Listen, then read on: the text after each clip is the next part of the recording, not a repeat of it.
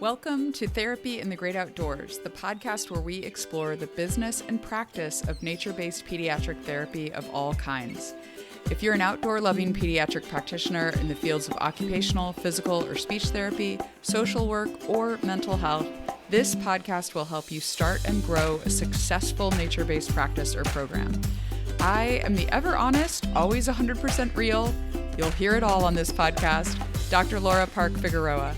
I'm a pediatric OT with over 20 years of experience, and I run a thriving nature-based practice with profitable locations in 2 different states and multi-six figures in revenue. I also host the free online community at therapyinthegreatoutdoors.com to help you pursue your nature-based therapy dreams too. Are you ready to take action on those dreams? Let's jump in. Hi everyone, today we are going to talk about the topic of nature-based therapy versus nature-based learning. What makes our work as therapists different from other nature-based programs or outdoor programs that are out there in the world? So this is something I have strong opinions about, and I want to share with you all how you can think about this, and hopefully this episode will help you if you are a therapist thinking about which route you want to go in your nature-based work with children. Do you want to offer therapy, or do you want to offer enrichment or learning type services?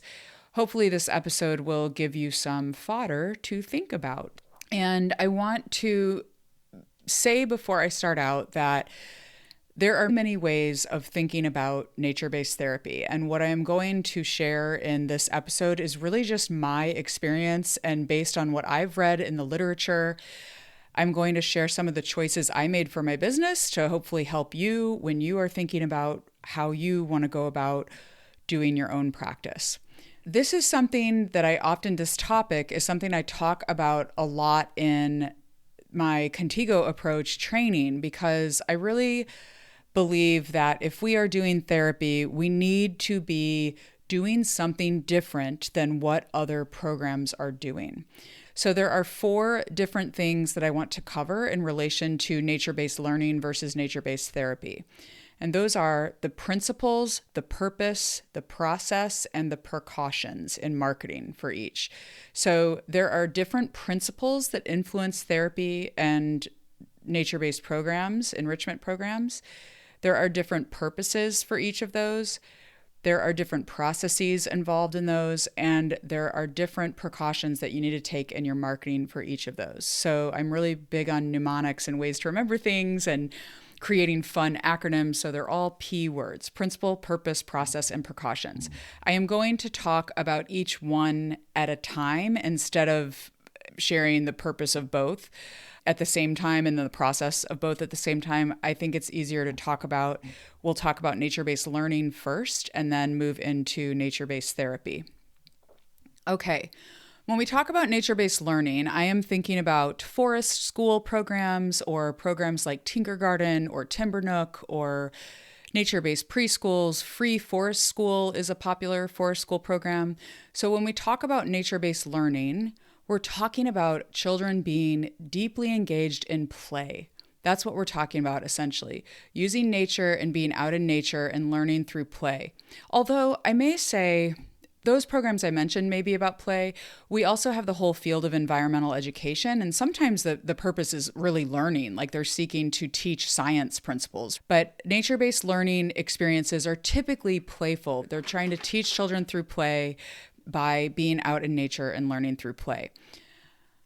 So that is the purpose of the program. The principles that guide nature-based learning are general overall objectives that are usually based on the age range of the kids. The program is providing developmentally appropriate activities in nature based on the age range of the children that are participating in the experience. So those are the principles that guide the provision of that service. It's an overall objective. Now, therapists can provide these nature-based learning services. I alluded to that at the beginning of this podcast, but they are not therapy. The purpose of nature-based learning could be facilitating play, like having a positive play experience, or promoting kids' well-being and health and wellness promotion. All of us as therapists are about promoting health and wellness of children. It could be community building. building community among kids and families in your community. I know Brad Williams, who is a nature-based therapist in Australia, is huge on the community building and the prevention aspect of nature-based services. It's wonderful. So we also could be doing nature-based learning experiences for prevention of disability or prevention of developmental challenges. But those could all still be nature-based learning experiences. So we're looking, when we provide a nature-based learning experience, we're looking at prevention and health and wellness promotion for a general population or group of children. The process involved in providing a nature-based learning experience or service for children and families is generally that you group them by age or by certain demographics that they may have in common. And then you organize your learning services for that specific group. So you group them in some way, and you plan activities that are in general good for the group of children that you are servicing in that demographic. You might also have some sort of documentation or reporting that you do to the families that participate, but that's not always the case. So with forest schools, they're not documenting after every single day of school. That would become too much of a workload for their teachers. There may be a report given at the end, but I think different programs do it differently. But in general, there may be some kind of documentation for the children, but there probably are not specific outcomes being measured. That's not to say that some don't, but in general, a nature-based learning experience or outdoor program are not taking individualized data on each child. So I'm alluding to some of the things here that you may be doing or that you have to do when you're providing therapy services. We'll talk about those in a bit.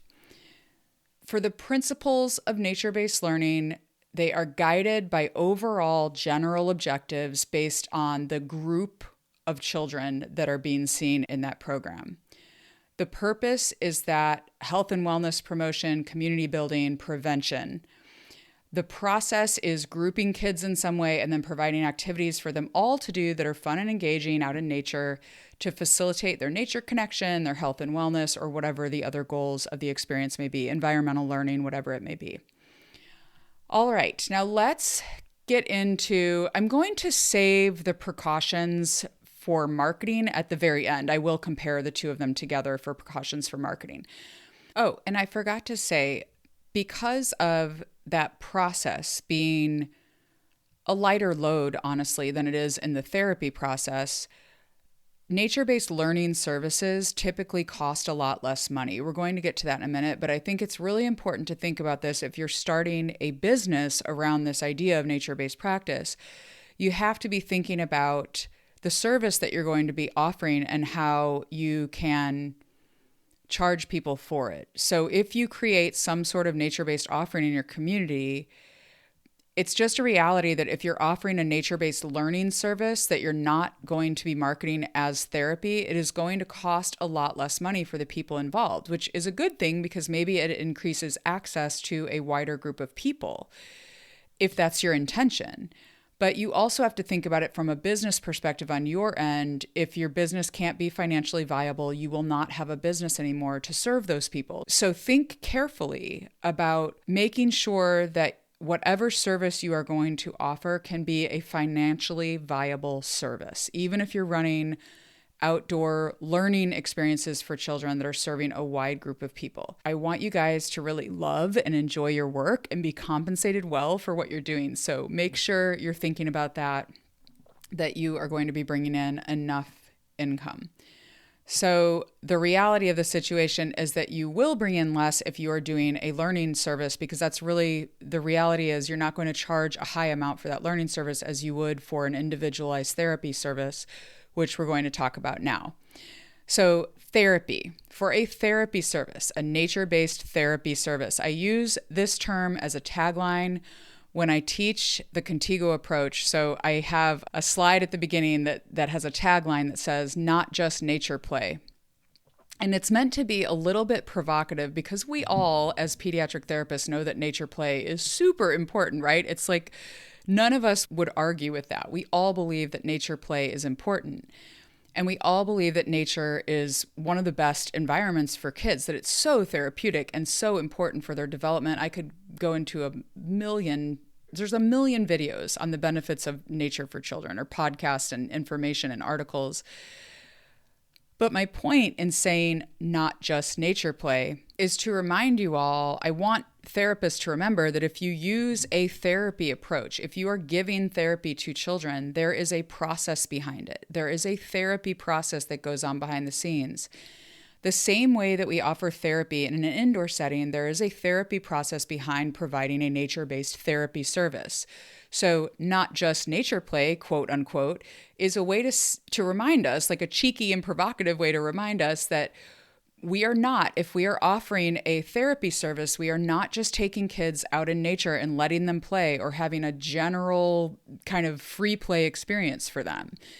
There's a therapy process to it that involves ongoing clinical reasoning and ongoing adjustment of everything for individual children in that session. So let's get into the specifics on this. It's not just nature play. Therapy is for kids who need extra support. We all know that. We're all therapists here listening. We work with kids that have special needs. We know there are some kids that while they would benefit from outdoor play and a nature-based learning experience, like what we just talked about, they need extra support to get more benefit, to get extra work on developmental skills that they may need extra support and therapy to address. There's a reason why kids get therapy. They need that extra support in order to make those developmental gains to participate in life effectively in a variety of different areas. So I want to share a little story here because it's a really good story that illustrates this point well. I was talking with a nature-based therapist for one of my assignments for school, and I had to do an interview with her, a qualitative interview, and develop themes from the interview. This was in my class that I was taking to learn about research initially. This wasn't the actual research I did for my PhD. But one of the things she said stuck with me, and she really talked a lot in that interview about the importance of supporting children's free play.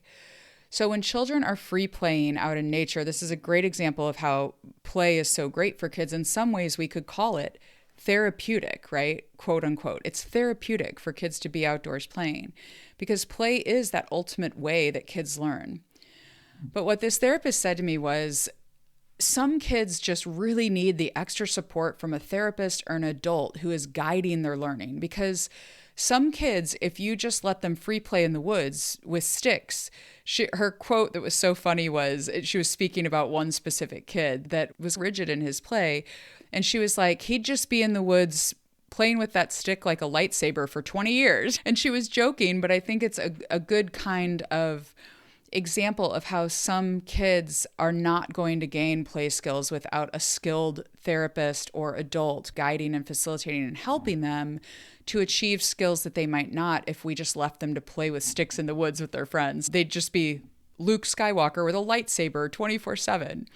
And that's great play, like that's imaginative play, but I hope you understand what I'm saying, that we want to support expansion of play for the kids. And that's what this therapist was talking about, was that she really tried hard in that session to work in different types of play themes in order to get this child in particular and some other kids in her group to expand the repertoire of play experiences that were available to them. And that is therapy. We want to support the kids that need extra work on those developmental skills. That's what therapy is for. Also, if you can charge more money for a therapy service, the reason you can charge more money is because of everything I'm going to tell you now about the process and everything involved. It is a more extensive process to provide a therapy service for kids, a nature-based therapy service. So let's get into those P words now. The principle that nature-based therapy is based upon is that it's guided by individualized, specific treatment goals based on assessment, the same way therapy would take place in any other setting. So this is something in my PhD research, one of the participants was very adamant with me that there's no such thing as nature-based therapy. You're either an occupational therapist, a physical therapist, a speech therapist. You are your licensed profession. You are not a nature-based therapist. There's no licensed profession for nature-based therapy, okay?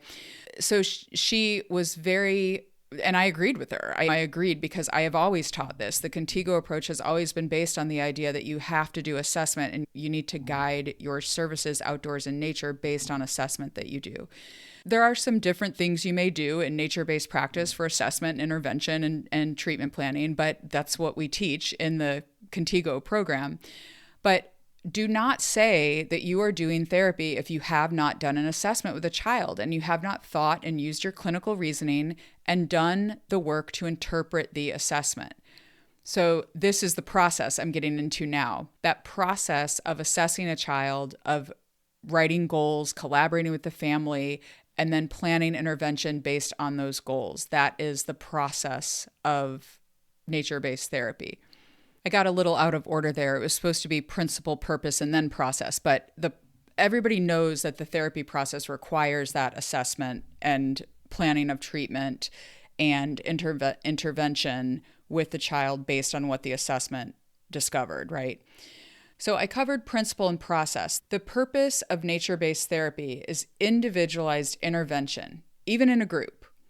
So you are individualizing the experience for each child in that group, and you're providing more support than you might in a nature-based learning experience. You are cueing into that child and you are attending to their needs in alignment with what you found out in the assessment, and you are providing a nature-based therapy experience for the child with modifications and adaptations that they may need in order to participate in the group or in the experience that they are having outdoors with you.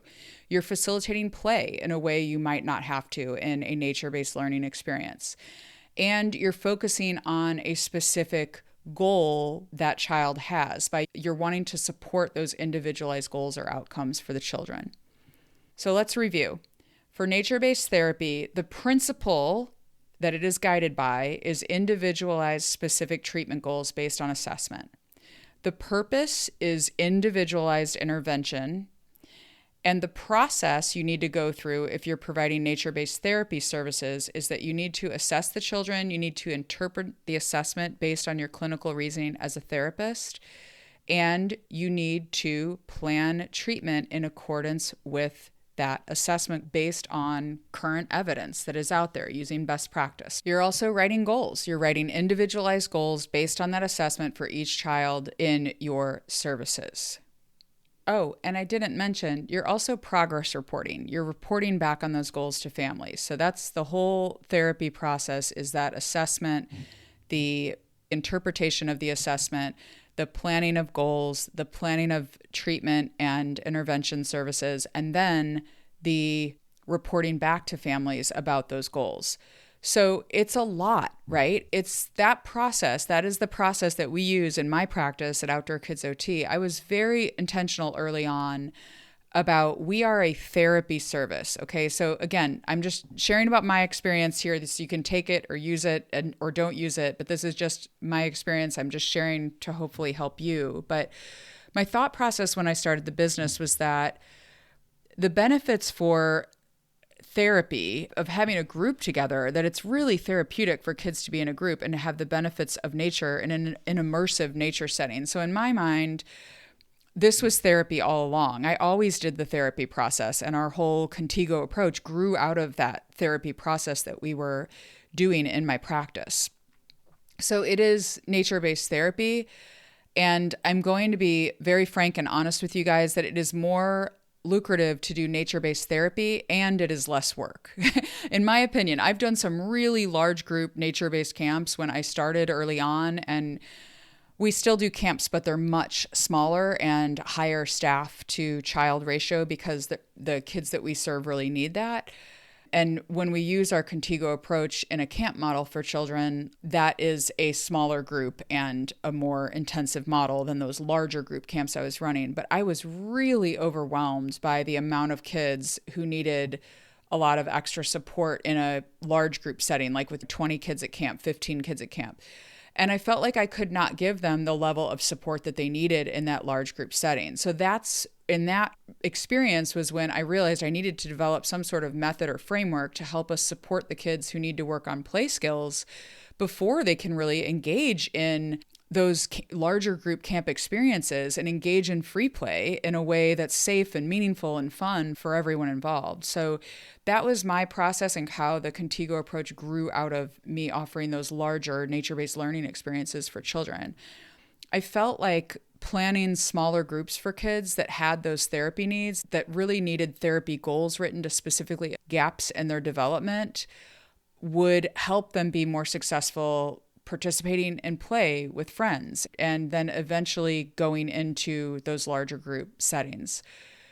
It also was less stressful for me to plan small groups for these kids than it was for me to plan a camp for 12, 15, 20 kids. Our camps in my practice, the largest we go is 10. In the last several years, we've run them as groups of 6. And so it is a lot of work when you think about planning activities and supplies for a large group of kids versus a much smaller group of kids.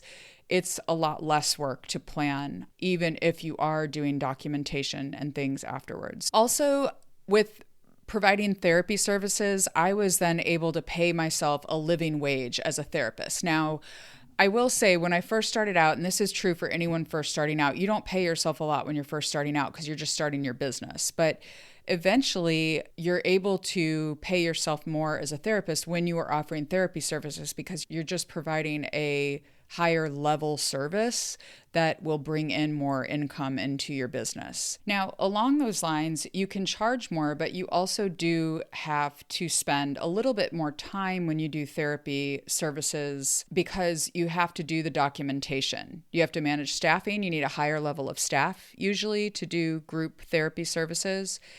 And you have to pay your staff if you have staff for any time that they spend outside of sessions planning or documenting. And the documentation piece does take time. In my practice, I pay all of my therapists for their planning time and for their documentation time.